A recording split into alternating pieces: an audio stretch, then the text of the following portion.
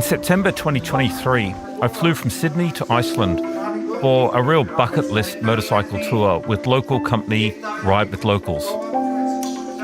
Upon arrival, the first thing we had to do was pick our bike. They've got 350s, 450s and 700cc bikes. And even though I ride a 701 back in Sydney, I opted for the lighter 350, which I love. Then we had a briefing by the owner Scully. He told us a bit about where we're going to be riding and what to expect. And after that, we jumped on our bikes and we headed out. Because you never know what is going to come. There were 8 of us in the group, but what we didn't realise at the time was that before the end of day one of our party was going to be off with a broken leg. And then after day 2, their partner was also going to leave the trip. So we spent most of the trip with 6 of us. So here's the plan for day 1. We started at Selfoss and we had about 50k of tarmac, and then we hit the dirt, and we had a lovely first day's ride, and we ended up in a hut called Rupanavella. The terrain on day 1 sort of started pretty average, but it just got better and better as we approached the highlands. The volcanic surface that we're riding on is quite amazing. It's quite soft, so you slide a lot, but it never seems to give way. I never had my back wheel or my tyres slide out on me. And it's just so much fun. It's just kind of like the bike's bouncing around, it's sliding around, but yet there's so much traction. It's a strange surface, but it's probably the best, most enjoyable surface I've ever ridden on.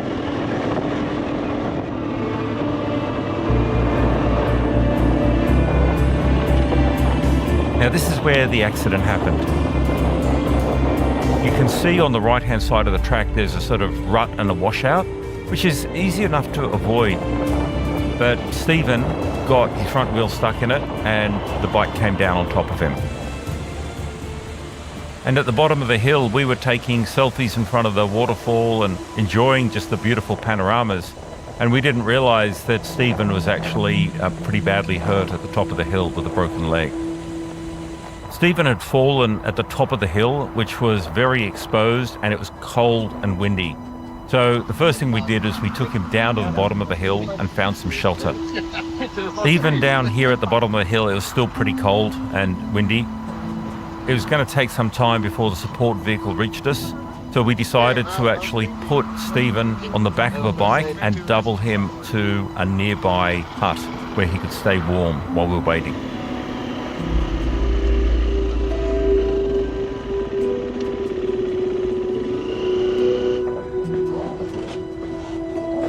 At least Stephen was now warm as we waited for the support vehicle, which took him into hospital. Look happy. And determined that he'd broken his leg in 3 places. The wind continued to build that afternoon, so we beelined it to our hut for the night.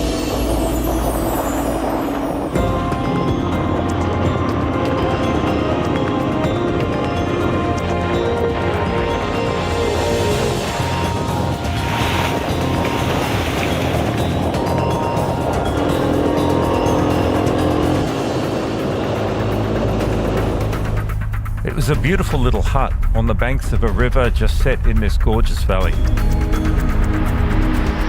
So we settled into our first of 5 nights in the mountain huts. It had been an eventful day 1.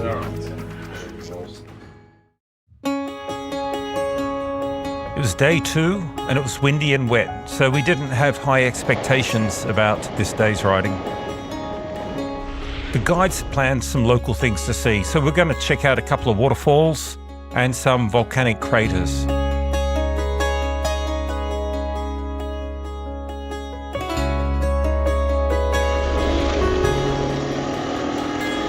While the wind stayed on and off during the day, the rain actually stopped and it was pretty nice riding. Riding up to the volcanic craters was pretty impressive.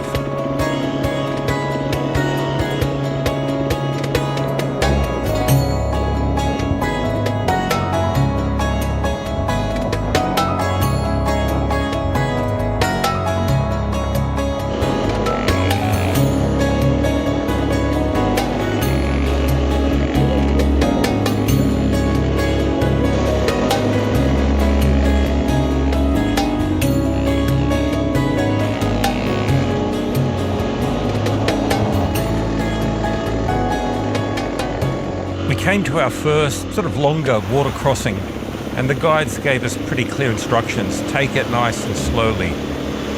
Well, Nick didn't follow instructions. Well, I'm not going to bloody wait for you then. Nick had to do the walk of shame and push his bike through the water.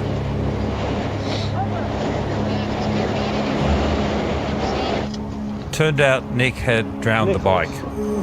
Thanks, Nick.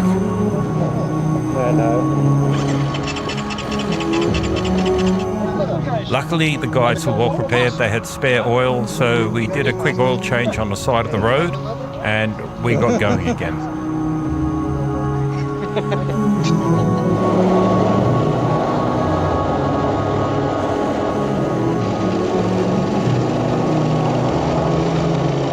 The views were just incredible. It's almost like around every bend was just an impossibly beautiful panorama. And riding through the lava fields, it just felt like we're on another planet at times.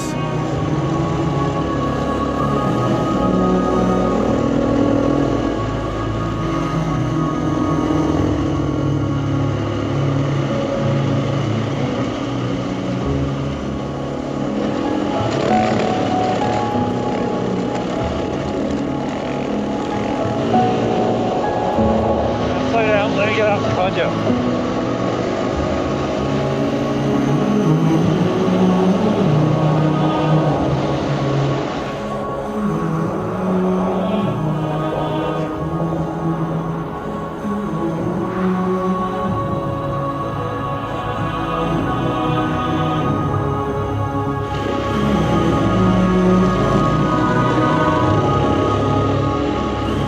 Lots of time to just stop and take in the view, take a few photos.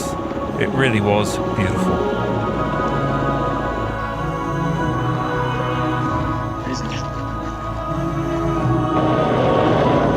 And after a wonderful day 2 of riding, we headed back to our hut for another wonderful meal. But tonight we had movie night, and we were going to watch Eurovision with Will Ferrell, and highly recommended to anyone that wants to get some insight into Icelandic culture. Who wants to hear Eurovision song?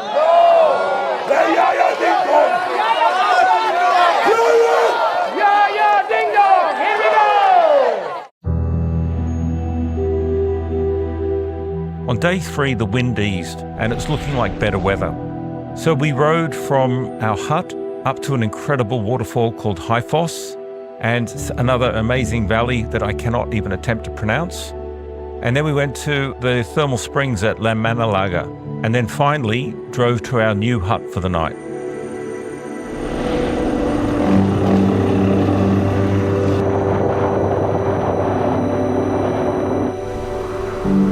When we got to Hyfoss, Go closer, Nick. we were greeted by just an incredible sight. Fast and scary. Oh, thanks. Being right on the edge of this incredible canyon with just not one but 3 spectacular waterfalls was quite mind-blowing.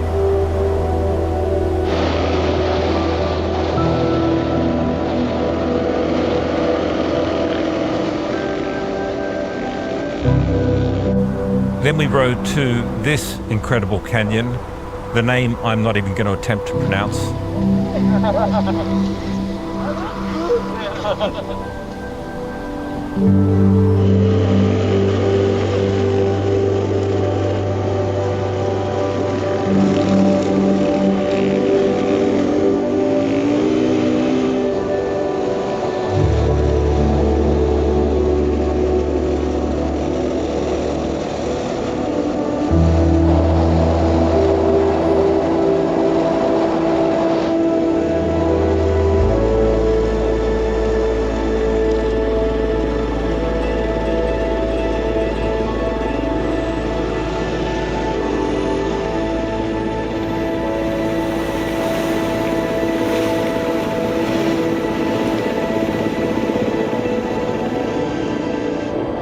After Nick's escapade of drowning the bike on day 2, the guides were taking no chances and making sure that Nick wasn't going to drown any more bikes.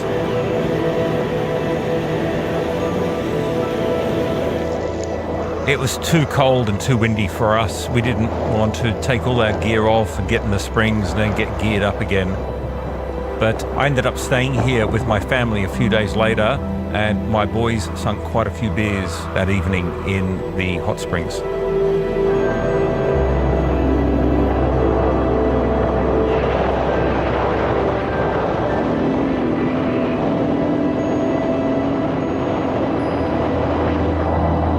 Then we took a route up into the mountains, and I don't think anyone was expecting it, but it started snowing. And the snow just got heavier and heavier, and the next thing you know, we were riding in a winter wonderland.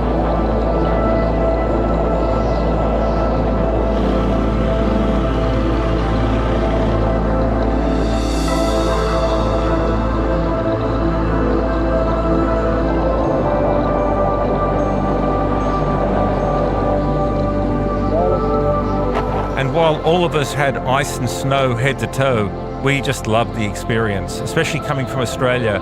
It's not something you get very often, to ride through snow and a blizzard.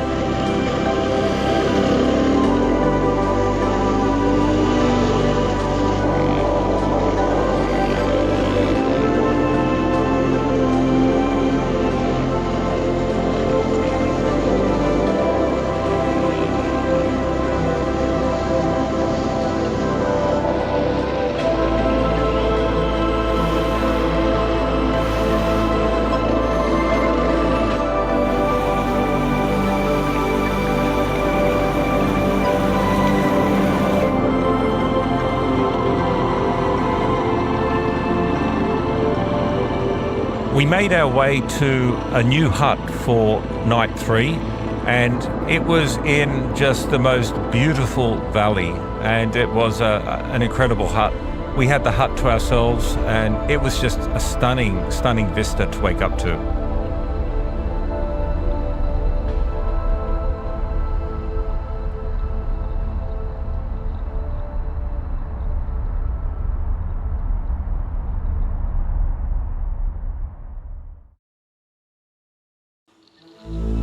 Day 4, and this is where things went to a whole new level in terms of beauty. We rode from our beautiful hut in the valley through the volcanic region of Hekla and ended up on the other side of the national park.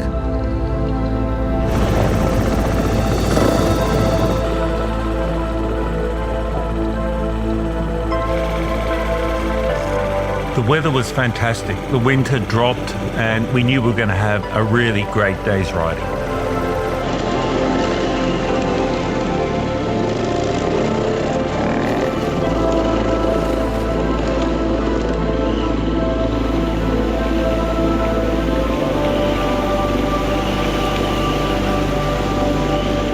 Now, in my adventure riding in Australia, I've seen all kinds of warning signs, but never one for volcanic eruption, so that was a new one for me. We were now riding towards the volcano Hekla, and the riding was fast, it was flowing, and we all sort of just got into a groove and just had a great time.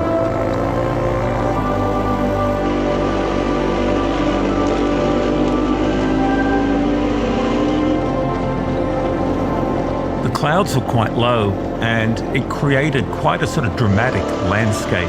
It was just really hard to describe what it was like to ride through. While Nick and I both ride 700cc bikes in Australia, we were both just loving the light little 350s, and it was just so much fun to slide them around on this incredible surface.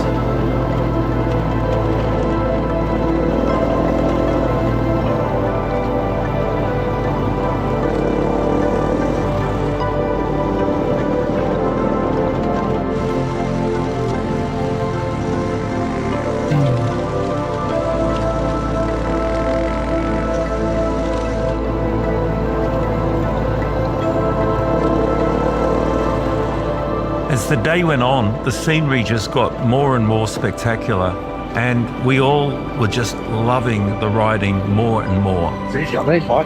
Day 4 was just amazing.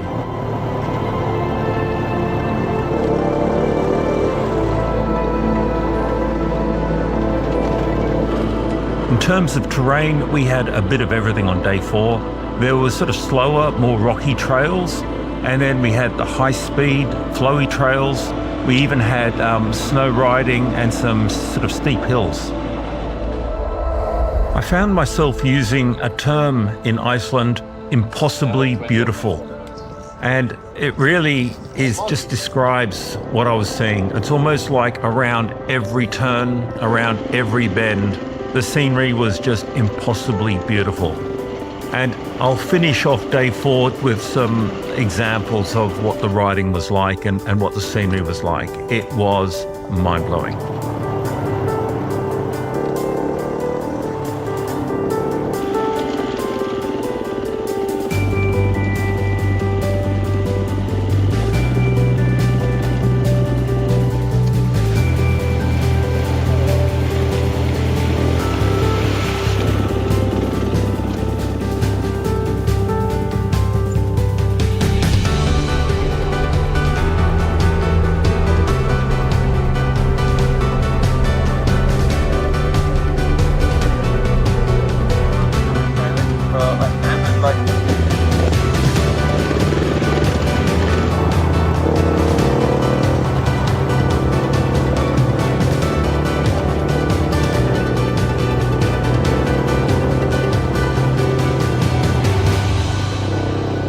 After Nick drowned the bike on day 2, our guide was taking no chances with Nick.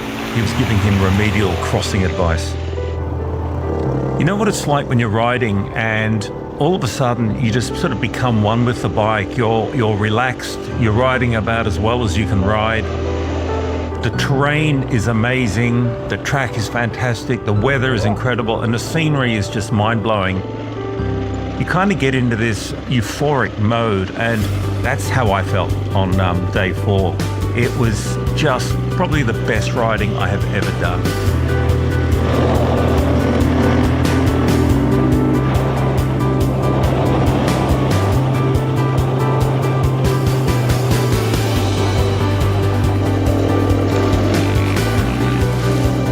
Oh, he goes!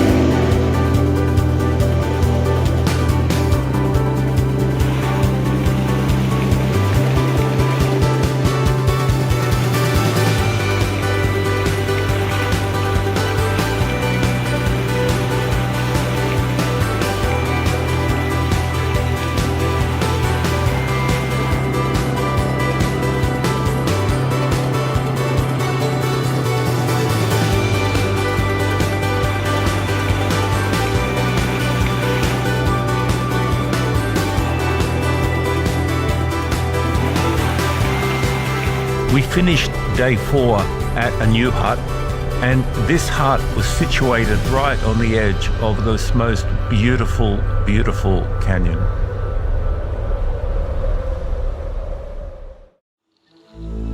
Day 5 was the highlight of the trip for me because we were going to ride in the Black Desert. Our route today was a circular route through the Black Desert, but the sights that we saw were just mind-blowing. The weather was perfect, and we were all really excited about the ride today. Actually, it's probably worth just introducing our 3 amazing guides that we had on this trip. We had Maggie, who was fantastic. Secondly, we had Modesta. And then finally, we had Ava. All three guides were just the best. Hats off to them. We set off under beautiful blue skies and made our way to the Black Desert.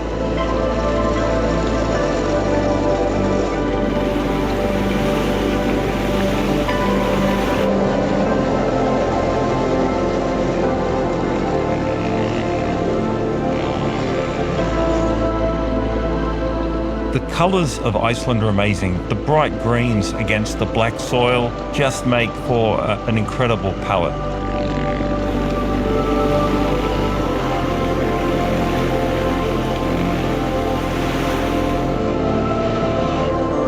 We stopped at this beautiful little hiker's hut and just checked out the view and just took some time to take it all in. It's hard, this is hard.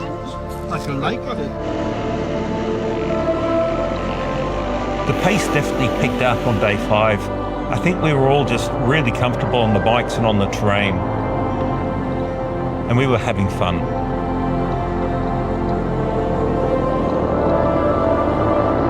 Then we came to this really beautiful lake and we just spent some time riding up and around it and onto this little peninsula, and the views around this lake were just mind-blowing.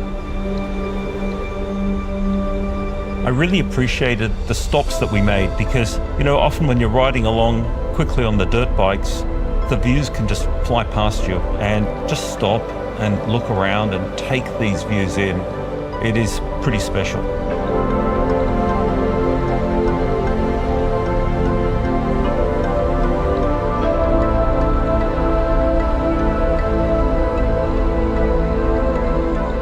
The next stop was the Black Desert. And I was really looking forward to this because, I don't know, I love these vast, open, desolate areas. I just find them really fascinating. Oh yeah, that view is just awesome. Look at that. The Black Desert, I'd seen a few pictures of it and I knew it was going to be something special. And it didn't disappoint. You know, some people might find it just barren and not attractive, but I don't know, it was incredible to me. I love just this desolate bleakness. It was stunning. And as we started climbing up the mountain, there was steam coming off the ground, and I wasn't sure if it was steam from rain or whether it was from volcanic activity, but it was pretty cool. And as we approached the top of the mountain, all of a sudden the views just unfolded in front of us, and it really sort of took our breath away by the vastness of it.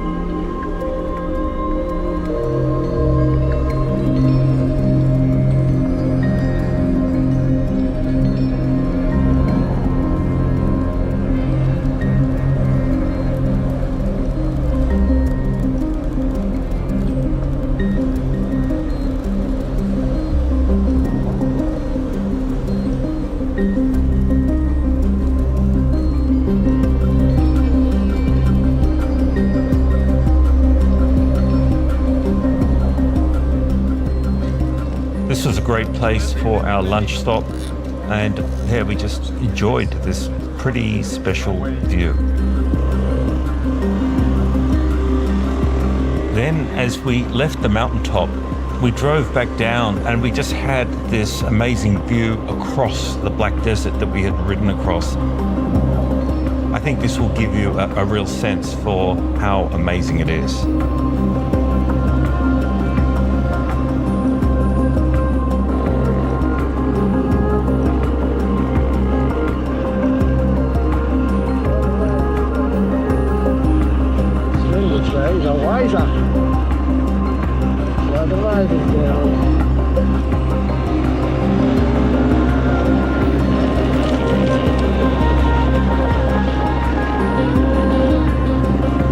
The Black Desert did not disappoint.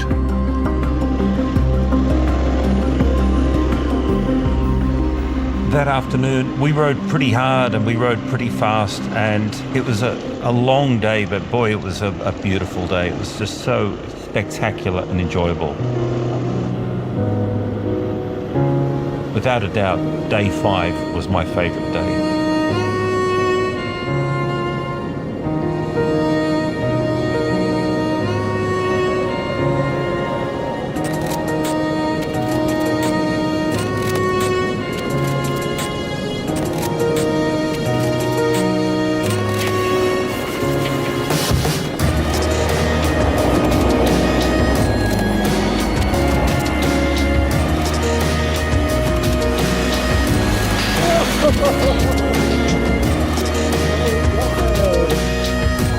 By the end of the day, we were hungry, we were tired, we were thirsty, but boy, what an amazing day 5.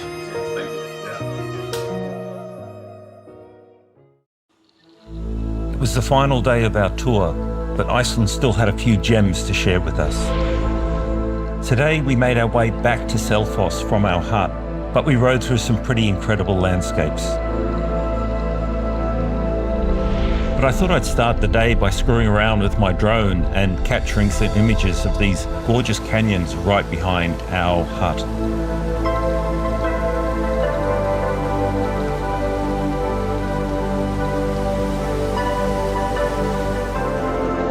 They have a saying in Iceland that if you don't like the weather, wait 5 minutes and it'll change. And that's very true, but unfortunately in our case it sort of changed for the worse. The clouds came in and it created a pretty moody, mysterious atmosphere.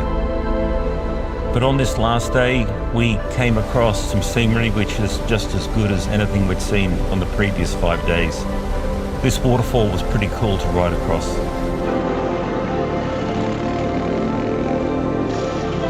We then rode back out into another black desert. Again, I just love the starkness of this landscape.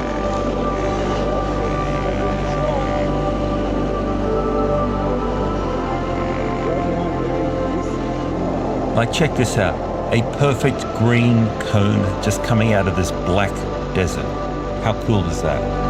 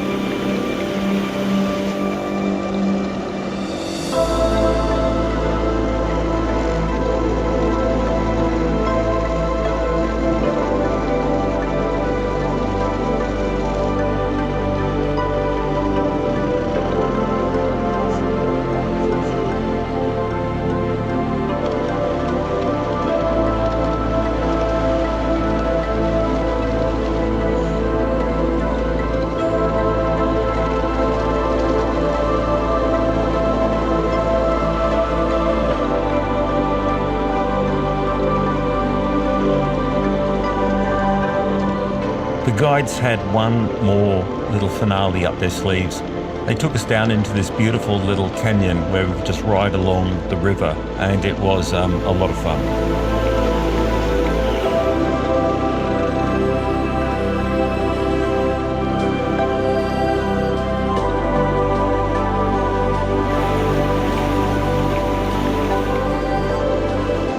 I always find myself just reflecting on the trip on the last day. And my reflections of this trip were, while Australia may have more adventurous motorbike riding, I can't imagine anywhere in the world that has more beautiful riding than Iceland. The landscape is just stunningly, stunningly beautiful. In fact, I've already signed up for another trip next year. I'm going to the West Fjords in June. And as for the tour operator, I'm not big for tours, but this trip was just brilliantly organized. The people that I was riding with were a lot of fun. The guides, fantastic. The equipment, totally reliable.